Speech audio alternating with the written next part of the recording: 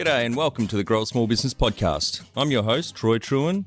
Each week, we speak with an owner who has grown a business with 5 to 30 team members to something bigger.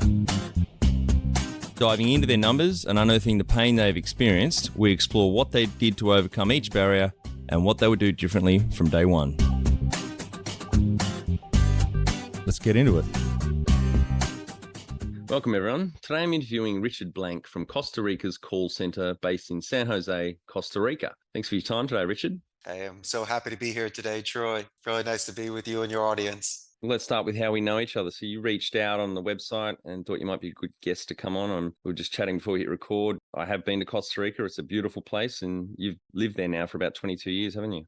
Yeah, I came down here at 27 years old. I took a 1 in a million chance and had this 1 in a million opportunity and landed in a friend's call center, learned it from the inside and out. Next thing you know, I doubled down, started my own, and here we are almost 15 years later. Fantastic. Well, tell our audience a bit about your business, what it does and how it makes money. Okay, we are a bilingual, dedicated, nearshore to the United States call center. We handle outbound sales, appointment setting, lead generation, inbound customer support, and also back office non-voice support. The agents are brilliant. Anyone that walks in the door bilingual to me bears the mark of higher education. And a lot of them do have experience working at Amazon and the other large centers. But I don't know about you. I like them when they come in with no bad habits. And we Absolutely. can mold them and I can give them that sort of self-reliance and self-confidence to see the art in speech, because most people today are doing things via chat or email. And I believe that a lot of people are losing the ability to communicate effectively and to make your point. And so it's the one thing that I really embraced and built a very large call center. Yeah, great. How did you start out? Started out very easy. I learned the business. As I mentioned, I worked at my friend's place for 4 years and I was studying retention, customer support, pretty much did the entire center for 4 years, onboarding and training. The only thing I didn't know was C-level. And so when I had the opportunity to start this project, I didn't want to overextend myself. I like to do things with cash because if you can't afford it, you just don't do it. And so what I was doing was renting a turnkey station at a blended call center where, the computers, the setup, the security, the coffee, and the lights were there, but you just had no privacy. So it's a very conservative way for me to be able to build out stations and get some capital, pay the taxes and my overhead and make a margin. And so I did that for a little while. And then once I really was able to understand what was happening, I decided to bring on a human resources department, attorneys, once again, IT department, engineers, individuals that would be assist me to build out a 150 seat center with the server room, the equipment, and the furniture. And then eventually I built out a 300 seat capacity center, which we are currently residing in. And so my suggestion for your audience when building a small business, in my case, was to do it slow and steady, to make things nice, but once again, not overextend yourself with penthouse and limousines when it's really not necessary. Yeah. The most important thing is to be responsible for payrolls and taxes and the priority, so your lights are still turned on and then you usually make that money last. And so by having that sort of reputation, paying the people and being responsible for the Costa Rican labor law, I was able to give people job stability. And so they entrusted me with those years and that sort of career. That's fantastic. Over 15 years. So did you have, when you started out, was it just yourself? Definitely. It was just me out of my own home when I Yep. put up my website in October of 2007. But a couple months later, in February 6th of 2008, I landed my first account. It was for Right. 1 seat, Yeah. 50 hours. It was a part-time account.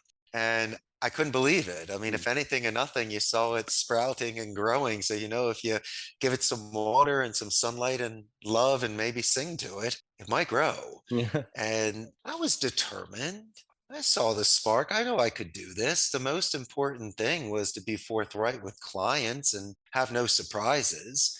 And as long as I was accountable, picked up the phone, sent an email, made suggestions, I was able to carry these accounts long term. Because you could be with a 10-year account or a first day account, they're still testing you in that first month. And the best thing that I could do is just to give myself the sort of foundation of the people bringing into the center, that even though they were new and they were testing the account as well to see if it was long term, I let them know the score. I gave them all of their resources.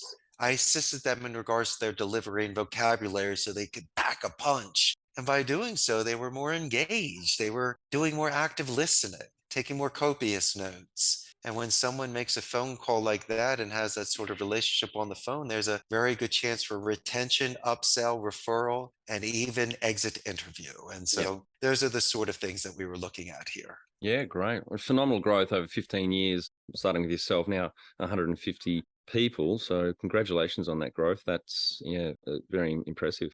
Thanks, pal. I appreciate it. And it's not just me. I mean, Mm. I do have a different layers of hierarchy here. Besides the C levels, I have many different supervisors and team leads and even budding superstars that you can tell that with a little bit of direction, they could easily be in line for the next promotion. And so we usually do about a 10 to a 15-1 supervisor to agent Yeah. breakdown. And then within that, let's say, let's make it 10-1. And out of those 10 agents, you will still have individuals, as I mentioned, a couple rock stars that as long as they have impulse control, maturity, and certain coaching and training, there's no reason why you and I can't delegate, Troy, and give them additional responsibilities so they can test these certain levels to see if they're capable. And if they are, we give them more. And then when another account comes in, then obviously this champ is ready to go to run the ship on his own because he understands the protocol. I don't need a yes man. I want someone that wants to win. But Yeah. if they see something I don't on the floor, they should bring it to our attention so we can adjust the gameplay and make it even better. Yeah, and that's important balance. We'll get to culture later on, but your leadership style to have that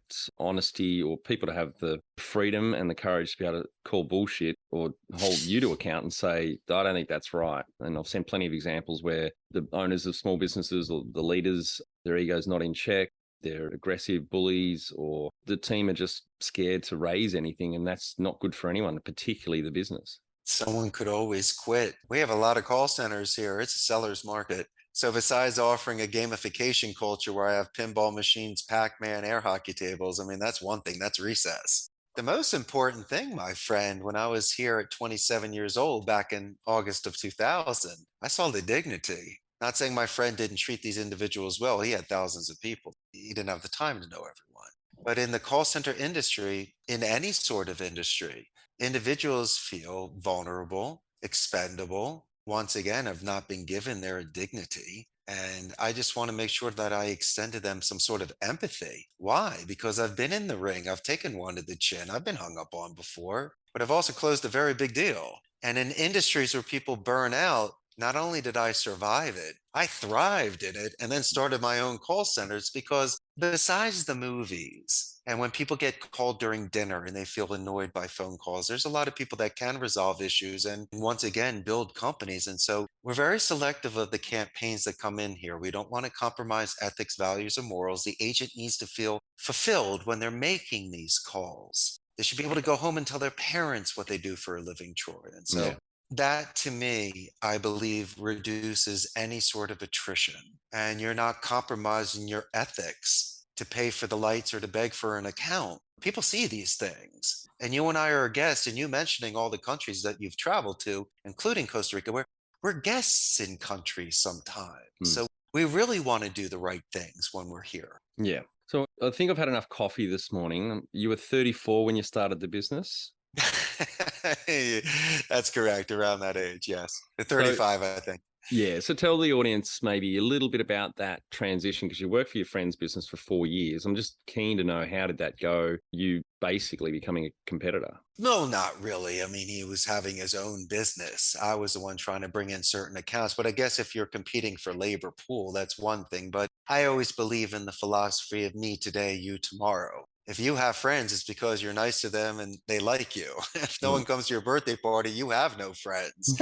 And all fair is love and war. I'm only 150 and people decide to come with me for multiple reasons. Yep. I did tell you this. I do lose people, and it's usually from natural Yeah. attrition. Mm. I'm not looking to fire you. Yeah. I'll lose somebody because of a scheduling conflict of the university. Maybe they're closer to their home or your boyfriend or girlfriend works there, fine. But very rarely, if not never, someone will say that I defaced them on the floor, I didn't prepare them, gave them the walk of shame.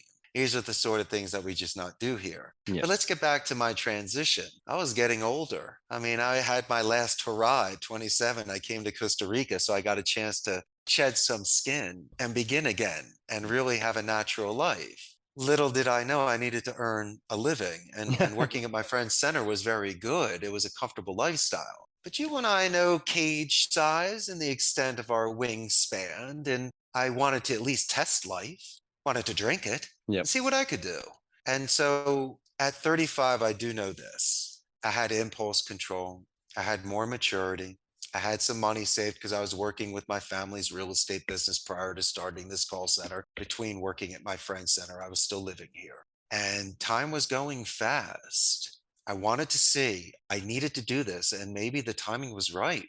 Everything was set up for me. That blended center I could rent, working out of my home, having an incredible wife that supported me and helped me build this business. Cost of living here is about a third. I Yeah. knew the business inside and out. It was just a matter of just the stars being aligned, being at the right place at the right time. And when people called me, I just wasn't a guy that cut checks. I was able to discuss their scripts with them, and I would close my eyes and imagine a packed room and walking the rows with this client, and maybe even doing some role play just because you got to give them a taste of it to see if I can build him a team and see what I could do. And when they realize that they like that sort of personal approach and that hands on sort of relationship, I started landing a lot of accounts. Now, Yep. here's the skinny. It's very difficult to follow certain labor laws in another country. And also, you may have a certain culture in your own home office that may not translate well into another culture. And so I had to be very, very careful of an over-enthusiastic supervisor in the United States that liked to use, and not saying there's something wrong with it, my man, but certain types of profanity at the wrong time. Yep. Maybe they would like to bold cap you and just thought that's first psychology when in fact you could be catching somebody on a wrong day and that's all they need for them to walk out the door and not make Yep. calls. And they're not with them. They don't break bread or walk the rows or see them in the morning. I do. And you and I both know that there are some things that happen outside of the office that may be affecting their performance. I was going to say, yeah, exactly. And that's why when I have direct reports, which I don't at the moment, the first question I ask in their weekly one-on-one is, how are you going? And it's a very open question for a good reason, because there could be shit going on at home you're just not aware of, because unless you invest that 30 minutes a week to sit down with them for a start, first 10 minutes on them, next 10 minutes is for you to give them feedback and coaching and talk about their progress. The last 10 minutes is on their professional development. But opening with that question is I've been in awe at how much more I get to understand what a person's going through. So then I can adjust my expectations or give them more support at work. True, but we still need to be strong. Someone needs to captain the ship. It's not hit the ball and drag Johnny. Yeah. We all need to produce. Yeah. But I tell you what, a lot of the times it's about a rebalance, a refocus, a cup of coffee, some water on your face.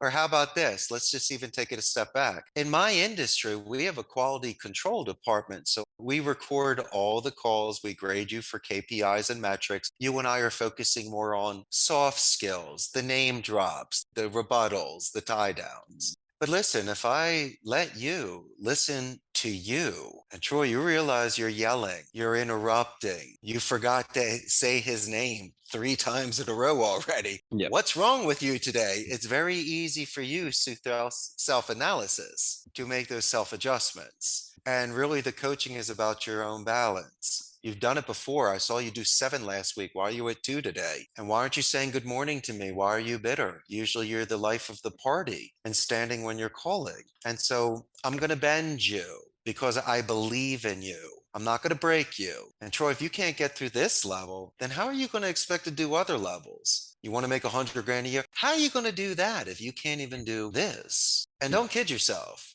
I didn't start off as a business owner. No one studies call center management in college or tells your mother in high school that's what Yeah. you want to be. Yeah. You fall into this. The fortune favors the brave. The Mm. volunteer raises his hand. And I decided to do this once again through empathy because I put myself in their shoes because I've made these calls before. So I know what it's like on a rainy Wednesday or the sort of aesthetics that you should be putting on your desk to motivate yourself. Or if I just got to get Philly real with you and you do your Australian Tanzanian with me, and we just step to the side and we just let each other know man to man what's up and to get that second win, then by all means, maybe we need to go there every now and again just to make sure that it just doesn't spiral out of control.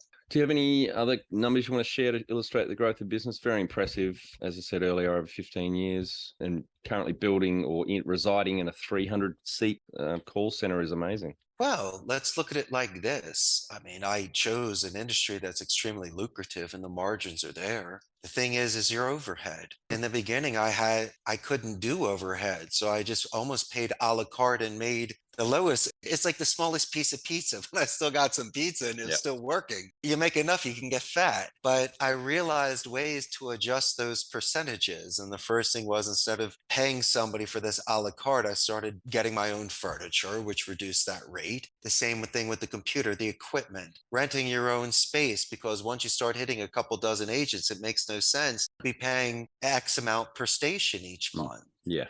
And then from there, you take the rent away and you start doing the building.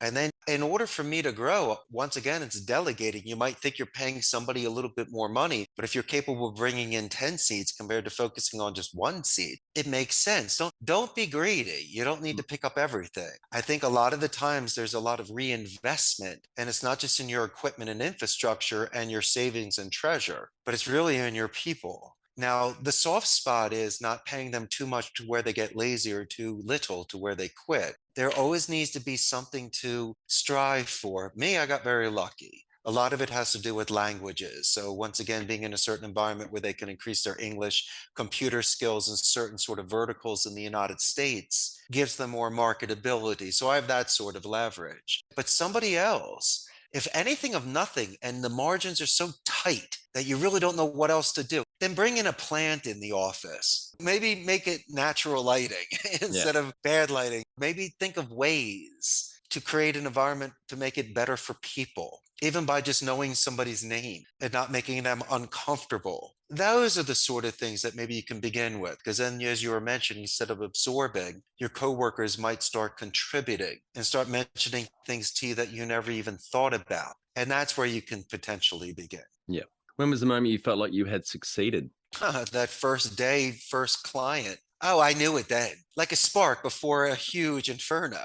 You know, when you see the first spark, the first raindrop that comes down, I don't know, you tell me. All I know, there was a shift in physics. There was a serious momentum. It wasn't "I told you so," it was like, it's about time. And so maybe the naysayers and gray believers that said no is really, they just didn't really know what I was doing. Because how could you compare notes to somebody that was going to medical school, law school, engineering, and architecture? I decided to study second languages. And then again, instead of going into a family business or staying close to home, I decided to become an expat. But check this. My great grandparents came at the turn of the 20th century to the United States from Europe. They learned English. They were entrepreneurs in the garment industry. They started their lives. So, my argument at 18 years old, Troy, was to tell my parents I was just doing what our great grandparents were doing, but instead of Europe, I'm going south. We're nomads. It's natural in us. We shouldn't really stay in one place. Now, I'm not going to go live in the rainforest in a tree, but there was a certain thing in me that was calling me to do something different than what was expected of me and the opinions that were provided for me. And so maybe it was being selfish. But then again, I didn't want to live somebody else's life, Troy. I really just wanted to live my own life and with good intentions and good faith. What does success look like to you? Looking at myself in the mirror. It's not financial, because guess what? You're probably going to say, I don't have enough money. So, I mean, I'm not going to compare myself that way. I think success is about fulfilling personal goals. You want to do 10 push ups, do 11. My main goal as a child was to learn to speak Spanish and also to find the girl of my dreams, to maybe leave a castle one day and slay a dragon, save a princess and become a prince. And so I go back to the basics of things that as a child I strive to do before the influences of society and what's important or what puts you in pressure. And so I'm still just trying to keep this free and natural. And so, my friend, if I can look at myself in the mirror and know that I had another successful day of being Richard, then I did it. And then hopefully tomorrow I wake up and get to do it again. Number one thing you'd recommend to marketing a fast growing business? I know you're B2B, so I'm interested to hear your take on what you've done marketing wise here, your best advice. Very simple, if I may. I can give you the cracked code Hmm. of prospecting for individuals. I believe due diligence is very important. You should look at a LinkedIn profile or maybe a website so you can catch a company culture, an anniversary, maybe some sort of promotion, or just something specific in case you need to leave a voicemail or send an email. But when you call a company, let's say you have the guts to make an outbound phone call. What I like to do is I like to do a company name spike. Somebody will answer the name of their company, and I'll usually ask how the company is doing, but say the name of their company better than they do. I'm using my anonymity, not for the whole call, that's shady. But my first impression is saying something you're familiar with your company and asking how your company's doing when naturally everyone's doing fine. Someone will ask me my name. That's a buffer boomerang technique. I will capture any sort of negative tone. I will name drop you, let you know it's a great question, repeat the question for active listening, and send it back to you in a positive tone. And I can readjust any sort of conversation to positive tones after a couple times. When I get transferred to the decision maker, I will let the individual assisting me that I will be giving them a verbal positive escalation. I do that verbally and at the end of a phone call in writing to a decision maker. Separates you from prospecting, shows good faith prior to contracts. Once I get transferred to a decision maker, once again using my anonymity, instead of doing a company name spike, I'll do a positive escalation spike. I'll let you know how great your assistant was first. Naturally, it reduces any sort of defense from a 10 to a 2. You asking me my name, buffer boomerang, once again, we're in conversations. I also believe in phonetic micro expression reading. People do give specific tell signs when they are speaking, when you can interject and ask a tie down or pin down question or clarification question. You should usually be mirror imaging a rate and a pitch every 30 seconds to 2 minutes, the average attention span.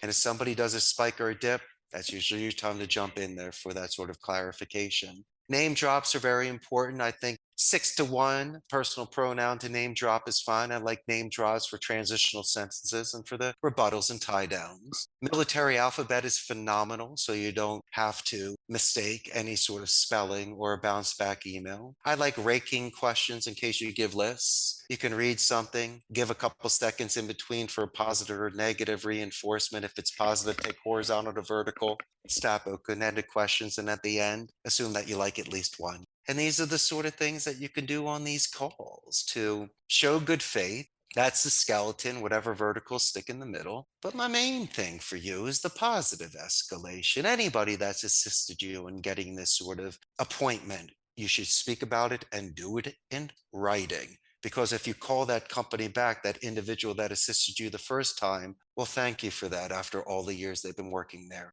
Give you more information about the owner of the company that will assist you and send you on your way. And that's how I would build these pipelines and make friends. And then the next thing you know, I'm landing the account because the individual that answered the phone liked my tone and how I treated them.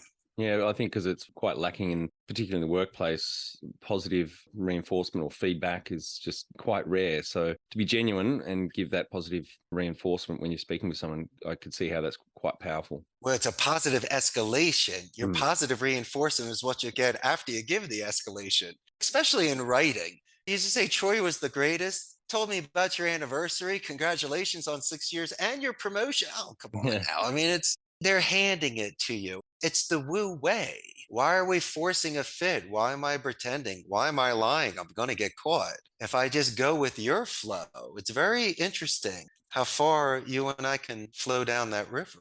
Yeah. How did you fund the business? You mentioned you saved some cash up before you launched. Have you taken on bank debt, investors along the way? Absolutely not. Not a single thing. In fact, as I mentioned, if I get a seat, I pay the rent of that turnkey station. I paid my taxes, paid the agent, and then there's your margin. And in the beginning, it was enough just to survive. But little did I know that 3 months in, I landed a great account that brought me from like, I think 6 seats up to 60. Wow. And so, boom, there you Yeah. grabbed a whale. But how about this? And I know it might be one of your questions. It wasn't all about this trajectory. There's No. always setbacks besides COVID. The Mm. account that I landed, I also lost back in 2010. And so thankfully, I had enough acorns to last a winter. But then again, it was the reality check. You know, you go from about 90 seats down to 4 seats, and you Yeah. say, what do you do? Yeah. And it's very humbling. But also, guess what it did do? It taught me that I wasn't a one trick pony. And Troy, that lightning can strike twice. And I was able to build my business from one seat to about 89 down to four, and then back to 150 again. Yeah, fantastic. And I tell you what, as much as I am upset that that happened, I guess financially you don't make money for a period of time and your ego gets bruised. Yeah. But you got to ask yourself that serious question: is the run over? Should we stop now? Should we say, hey, it was great while it lasted? Or do we throw everything back in one more time to see if we can do this? And so my wife and I looked at each other and we said, yeah, come on. We came this far. Why not go all the way? Is it a little crazy? Life is crazy. But when you're betting on yourself, I think you have the best odds. Yeah. If you were to start up today with plenty of funding, would you go into your industry? Sure, absolutely. And if the funding would enable you to give much more competitive base salaries, you can clean up the market. It depends on where you want to be. I think you should be looking for more skill sets. Costa Rica, we have incredible skill sets, amazing infrastructure, great democracy here, 95% literacy rate, neutral accent. Okay. But I believe that the call centers are a means to an end. It's an excellent living for individuals with skill sets. You can it pays more than most vocations in Costa Rica. If you're talented on the phone, you can earn more than a doctor here. Wow. And so I have seen, oh, absolutely. And Mm. I've seen individuals come into the call center that can literally juggle with their eyes closed. And you have to admire that. It's a craft that they've been working on for years, especially as a second language, the intense concentration on the phone, the expanded vocabulary, the sort of bravado to believe you could do it at Mm. that sort of level is incredible. And so you are seeing people that have such dedicated practice that obviously when the cameras are off and they're out of work, they're still hitting it hard just to make sure that the top of their game. Can you outline the most stressful point in your small business growth journey so our audience can learn from it? Sure, it's the attrition rate, it's the staff. If I didn't see these individuals face to face, it would be easier. But as I mentioned earlier, it's a natural attrition. Amazon is here, HP, Intel, Oracle. As much as I can pat myself on the shoulder and brag about my 15 years in business, I'm competing against Jeff Bezos. He's the biggest in the world. And so, what do you and I do if this man has the capability of outpaying us, out billboarding, out sign, out commercial, out location, transportation, on site doctor, cafeteria, you name it? But guess what they don't have, my main man? They haven't played pinball with their agents. I have. Jeff Bezos does give a lot of employment here, but I know everybody's name. Prior to making a single phone call, Troy, I'll at least work with you for a couple hours of soft skills training. And so, if anything or nothing, you might clean up on 90 out of 100 call center events, but I still get gold in 10 of them. And the ones that I'm talking about are the real good ones. Knowing your name, the empathy, the investment. And so, a lot of the people that choose me because there's so many options, they love the mom and pop, Richard knowing my name, playing pinball with me, excellent location downtown, my ability to grow with you, make a name for myself. Some people do like that. We all don't need 70,000 stadiums. Sometimes you prefer a smaller show, like myself.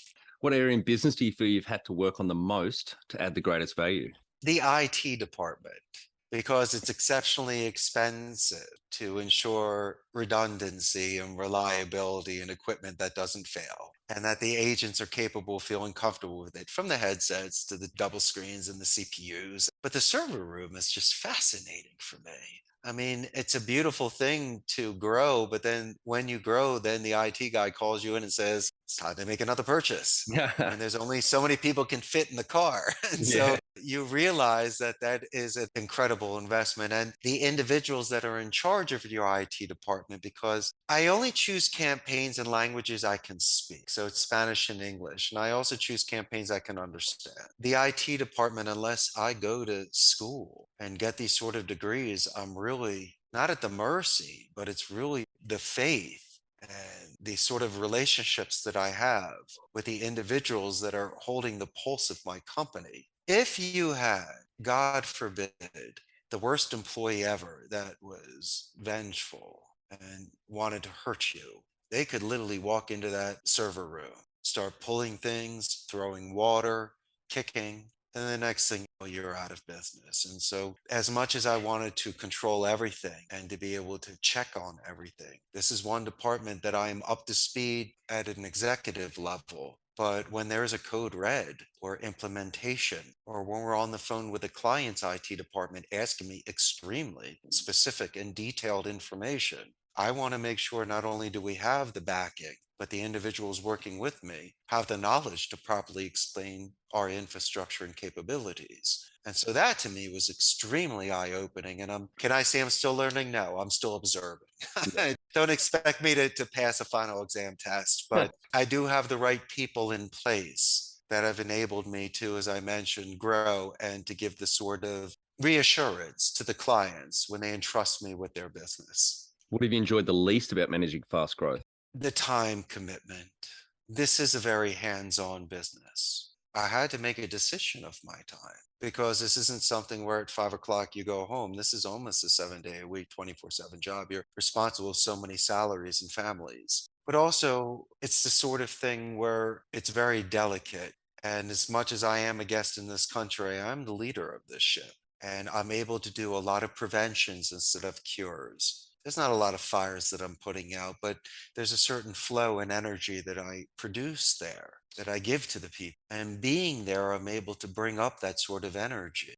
And that was the sort of, I guess, price that you have to pay if you really want to be successful. But imagine if I had to be by myself in a room crunching numbers, not saying there's anything wrong with that. You decide what you want to do for a living. But if I had chosen to invest 15 years of my life in isolation or in something where I wasn't as engaged with people and watch their own growth, because I've done well. The thing that I get the most excited about is when individuals crack codes, become more marketable, and I can see them growing and becoming more confident. And I believe the success is built on a million thank yous. So I'm just paying it forward. There were so many individuals that assisted me along the way. So why can't you and I, Troy, be the best boss they ever have? Yeah. Be the one that really was their mentor and called the balls and the strikes, straightened your tie when you needed it, but was there to celebrate when you hit the home run. And Yeah. so I just did it the way that I was raised. I don't know any other way.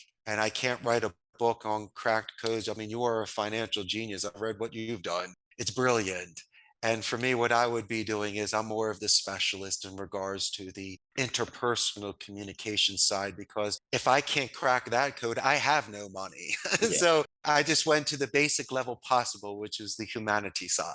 Yeah. What do you love most about growing a small business? Feeding families. Yeah. Once again, giving that sort of job stability, not just me, and fat cat me. No, I really got to see individuals become supervisors, and even a chief technical officer grew through the ranks, my floor manager, my human resources director. And the fact that I've had individuals with me over a decade. In fact, my oldest agent's been with me 13 years. Wow, that's a good sign. Giving them a pinball machine. That's part of I mean, that's my retirement plan. Even though I collect them, I'm definitely giving them one away. And so Yeah.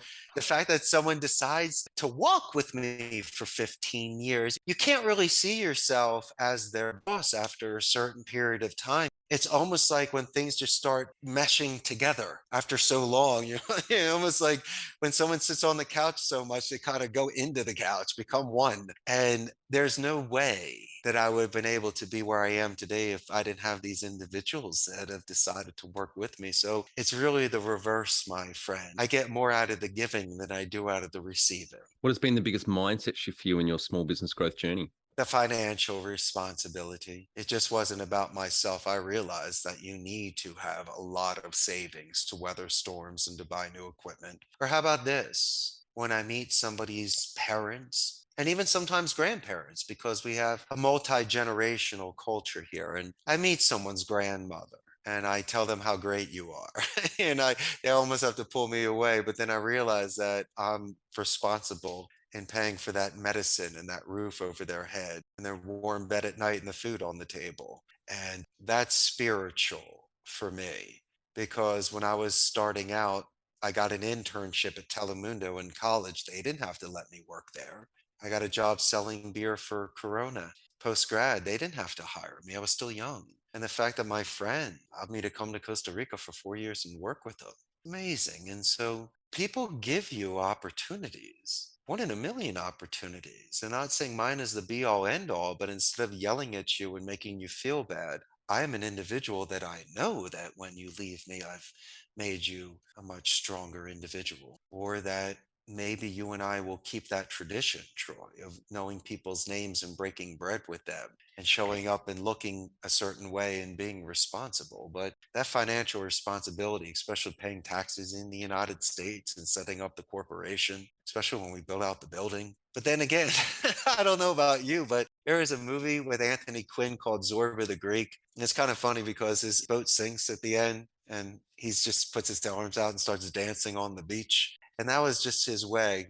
And I know that it could have just ended at any time, could have been done tomorrow. And so every day for me, I almost put out my arms and did this little dance of just smiling, saying, I lasted another day. This thing's going on. So you might as well triple down. You might as well quadruple down. I mean, how many more hints do you need to let you know that you're winning and that you have some serious momentum? And I would have never forgiven myself if I stopped a long time ago and listened to others. The number one habit you think a small business owner needs to develop and maintain?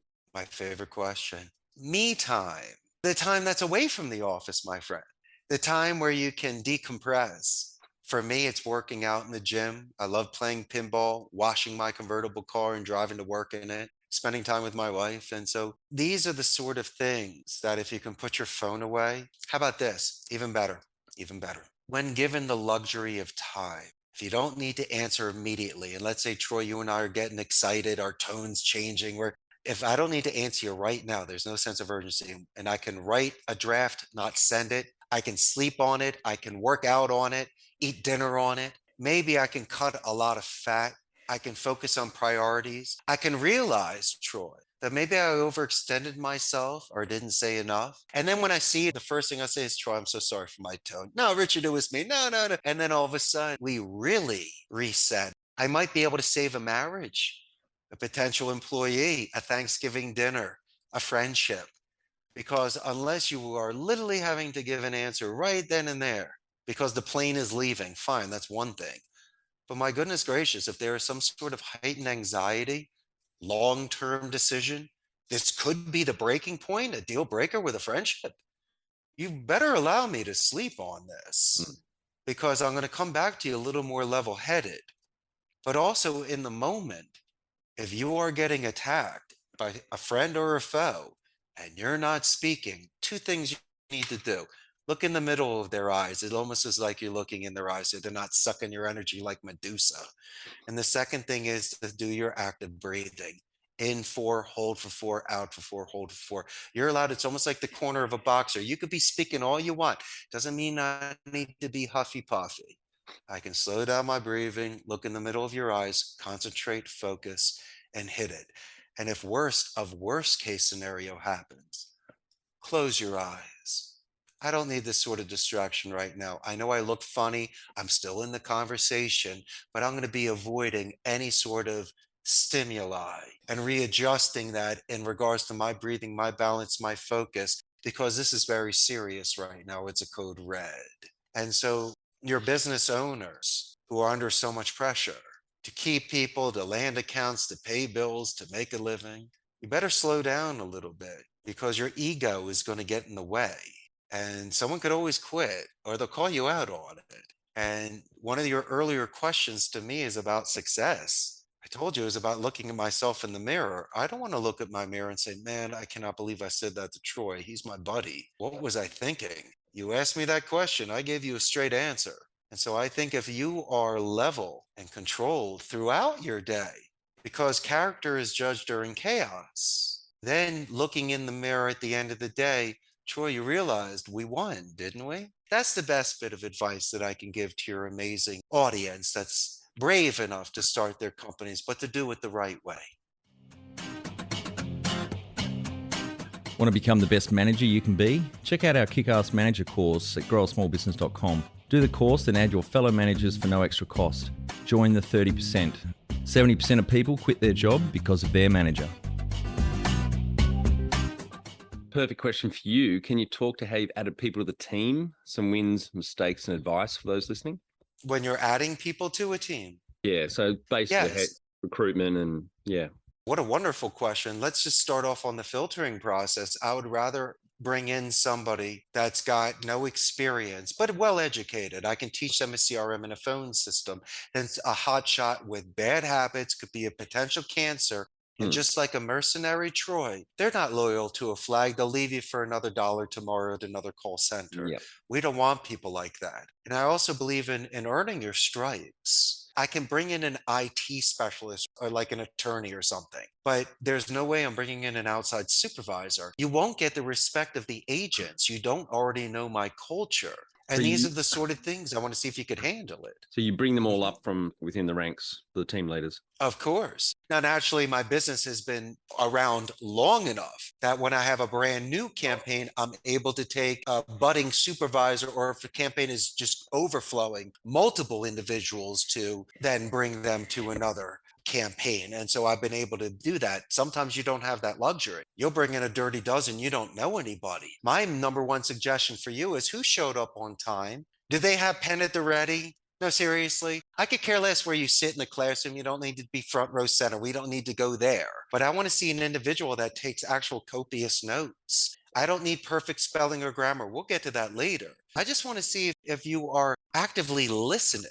And don't give me 3 steps ahead questions. I want you to be in the now. You need to Yes. be in the moment. Stop being distracted. And don't give me the glazed over. If you need some sort of clarification, that's even better for me. It allows me to explain it to you multiple different ways to see if I know what I'm talking about. Are you capable of standing up in the first day and doing role playing with me? Are you capable of standing up and showing a hand as an illustrator while reading your script? Do you know what trigger words are? Do you know when to emphasize? Have you name dropped me? Don't tell me warm up time. This is time. You told me you're the best ever, but I've also have a cracked code for you, which will assist you. Besides filling out your qualifications in the resume, I ask you to turn your piece of paper over, Troy. You need to write to me a coming of age moment. And if you give me some nonsense about something or something, I'm going to call you on it. You need to tell me a time, Troy, that you beat up a bully, you actually saved a kitten out of a tree. And I really want a story with some blood and guts. And I want to see it. I want to see that you actually had this grit. You had this tenacity to do something with yourself. Why do I do this? Can you actually think outside business for a second and tell me a real story about life instead about how you did 12 sales last week? I could care less. That's not the story I'm looking for. What's the best And coming of number age story you've heard? ones where they are fully responsible of their family because of circumstance. Hmm. Now, I don't pry. I'm not asking for it if they're willing to disclose, but this is what's assisting me in understanding their composure prior to coming into the office someday. So then I know that something's going on. But if they're telling me at a young age that not only are they working for a living, but they're taking care of their mother and they are paying for a car and they got a certain relationship, I think that's incredible. And I hold that even more sacred. And that's the individual that I not will give a second chance to, but I'll keep my eye on just to make sure that I'll let them know to go. Because I tell you what, you and I have very nice lives. We worked hard for it, but I count my blessings every day. And there are individuals out there that are struggling or in circumstances that are beyond their control. And so when I see this one where they had to grow up fast and realizing they could not miss work because they had to pay a bill, or they're willing to travel 45 minutes to the city because the jobs that they have in their town up in the mountains don't pay enough. So you're telling me you're on a bus every day for 45 minutes in and out? That's an hour and a half. He goes, on a good day. If Hmm. there's traffic, it could take me an hour and a half to get here. And I go, so what does that mean? He goes, that means I'm getting up at 5:30 now to get to the office. And I'm saying, Troy, how much more am I going to love this kid? Because if it's not me, he's going to go to another company. Either way, he's traveling in an hour and a half.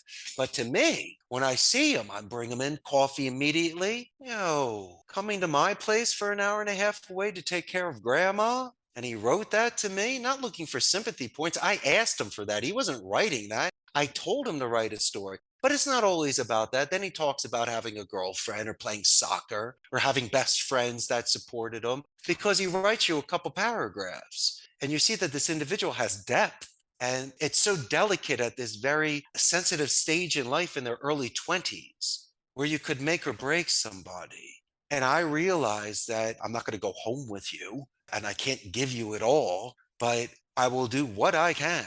As you mentioned, my friend, that positive reinforcement. So you can get out of bed that next day and continue to fight.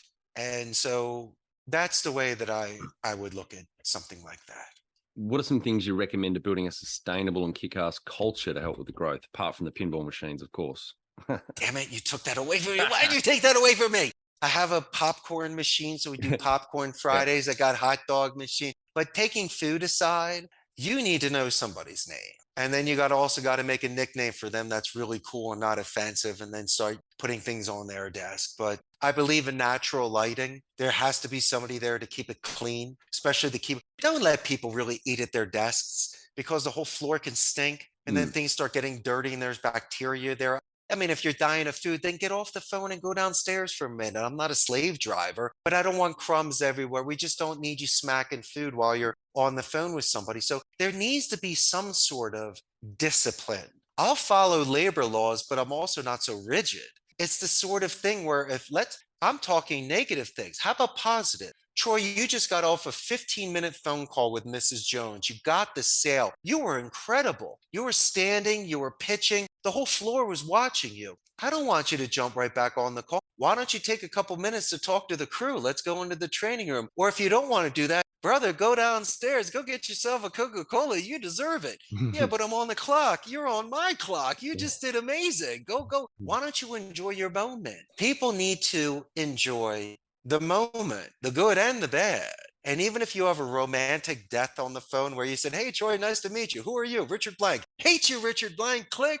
At least I said Troy. At least I said my name. Yeah. At least I got you twice before you knocked me out, buddy, in the Thunderdome. But if you can make a game of it, if you can enjoy your time, as you say, look at yourself in the mirror. I created that environment of self confidence and self reliance. These individuals are much better with me, and especially with the thesaurus, because I increased their similes. So their vocabulary is much more diplomatic and strategic. They won't use words like help. They'll say, "Troy, how may I assist you?" Or "Allow me to lend a hand." "Troy, permit me to guide you through this." And they Mm. sound so good on the phone that I stop and I look at them and they look at me and give me a thumbs up. I go, "Look with them. Mm. Look at them now. Look at Mr. Sunshine." And the next thing, the client calls back and goes, "Troy was the nicest ever. Troy's the greatest ever." You know what happens then? If you get positive escalations, you get prizes and money at call centers. Mm. So why do you think the agents do it?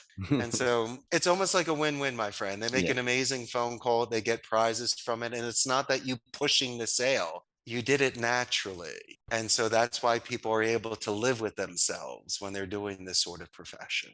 Tell our audience how you've handled balance. Oh, a lot of it had to do with my diet. I just can't go quick fast food. It's got to be very healthy, strong breakfast in the morning. I recommend juicing vegetables. The gym is very important for the release and for the strength. I like to go to bed early at night to get my at least my 8 hours. I like to dress a certain way because I like to feel a certain image. And the balance is really about being true to myself, because taking it all away, the business and any sort of networking that I have, I still am capable of speaking Spanish. I have essence. There's an open mindedness to me in regards to cultures, traditions. And so if I'm capable of being invited somewhere and having somebody accept me, I could easily begin anytime at any place. And so my balance is in not being fearful of losing everything. I already did lose everything. I never Mm. had anything to begin with. This is just a dream. And so if I can live with myself the same way tomorrow, that gives me the balance today. And it's easier said than done. But if you're capable of getting in that sort of mind space, you should have very good days. How much professional development have you invested in yourself? Not too much. I went to the university. That was it. And the rest was the university of life. I believe that there's individuals out there that can inspire you. I'm not really into the self-help books, but I like biographies. I like individuals that are not here anymore and had one shot at it and decided to do things in a romantic renaissance way. And my professional development is not to be in a box or to memorize and master all of the expectations that have been built around me that are constantly changing, because that only frustrates me. Have you had mentors or coaches along the way? Just more friends and family members. And I will say that maybe managers and bosses that I had in the past that liked my unique personality, realized that there was a sincere smile behind it, and let me do what I needed to do to be successful. But I didn't want that sort of life. What concerned me was that's not what I wanted to strive for. I was very impressed with their growth at the company and their title, their position. But in my mind, I wasn't in competition with them. I was not a threat to steal their job because I didn't see myself doing that long term. It just, when I close my eyes, I just didn't see 10 years from now when you always ask that sort of question. But when you said, Richard, you speak Spanish, close your eyes. I go, I know I'm going to do something with Spanish and it's Mhm. going to be in another country. So I kind of could smell and feel where my destiny was, where the X on the map was. That felt more natural for me. And so my mentors were individuals that were really following their own paths in life and were successful at it. Do you have a board of directors or advisors? I do not. All right, Richard, we're on our final 5 questions. What do you think is the hardest thing in growing a small business? The first step, believing in yourself enough that you can weather the storm. Unless you hit the lottery and you just create something like a miner and you hit gold or find oil, that's instant riches. You need to see this thing through. It's very slow. It's a tortoise compared to a hare. 10% of companies make it a year, 1% make it 10 years. And do not compare yourselves with these overnighters, these big ones, and the things that you see in the shining lights. Most companies are the grind in the shadows, working out of homes. And so if you are prepared to have that sort of forced march mindset, then take your first step and then go for it. Favorite business book which has helped you the most? Ooh, didn't read too many of those. So I can't really refer to any of those business books, but I mean, Eat and Grow Rich, Rich Dad, Poor Dad, Make Friends, Influence People. I mean, Zig Ziglar's stuff. It's just, Yeah, he's good. I'm more into the movies. So I like things like even your Australian movie, your 1972 Walkabout. I enjoyed that about having your spiritual journey and finding oneself. That's a great movie. It's a classic here. Any great podcasts or online learning tools you use for your own professional development? You said you don't really do that much. I've been on a bunch of podcasts. I listen. I'm so open minded that I like individuals that have second and third follow up questions. Because some podcasts, I just see it as a question, move along, and they're racking points and racking guests. But when somebody has a real sincere conversation and they go off cuff and you have dogs in the background, you talk about other things besides really what the main topic was. Yep. Those are my favorite ones because I get to see when the mask comes off. And this individual that's so successful and has such influence and so many followers, what do they really like when they miss a stride?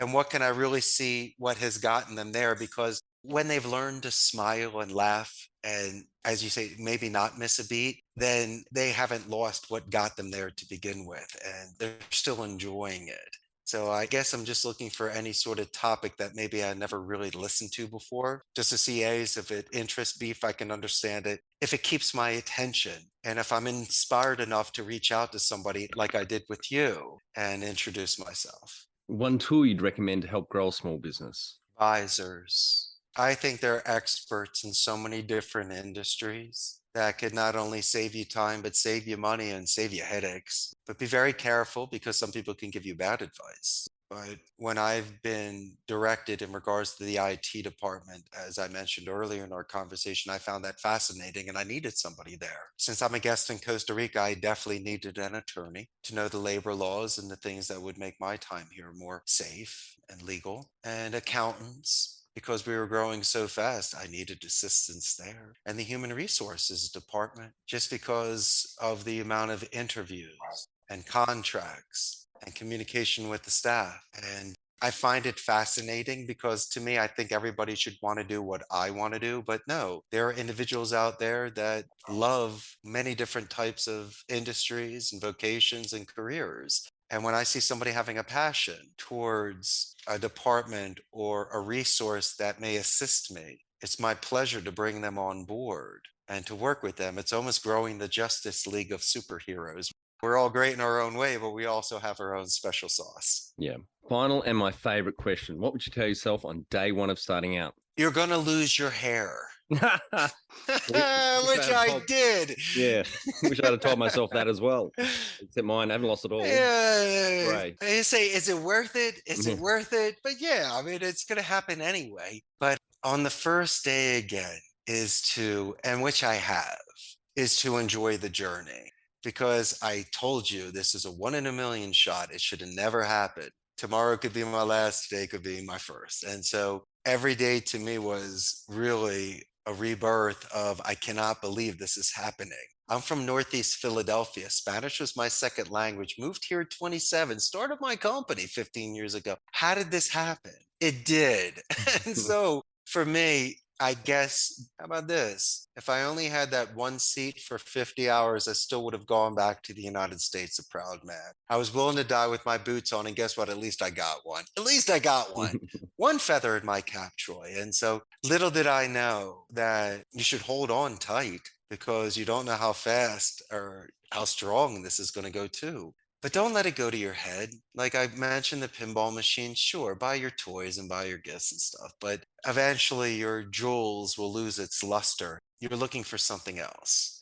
And really the self-fulfillment, knowing the fact that I had the courage, the ability to take that first step that we spoke about, is incredible. To know that you have something like that inside of you. It came from our great, great, great, great grandparents. You know that. The ones that were able to survive tough winters and go out hunting and build fires and homes and travel. And so it got passed along. And I guess it's just the natural side of me that had to just go for it, just to be able to live my life. Yeah, fantastic. Thanks very much for your time, Sir Richard. I think the audience will enjoy and get a lot out of what you shared with us. Congratulations on the phenomenal growth over 15 years, starting on your own to now 150 people and looking after those families as well by giving them a good job and a great place to work. So really appreciate your time and thanks for coming on today. Had a wonderful time, my friend. You do an excellent interview. And when I come to Australia, I'm definitely going to come visit. Definitely. Yeah, we might have to go and see a Crowded House concert together. I'm going later this year. So That's sweet. Sounds like a plan. we're getting some great iTunes reviews. For those listening, please pop over to your podcast app and leave us a review.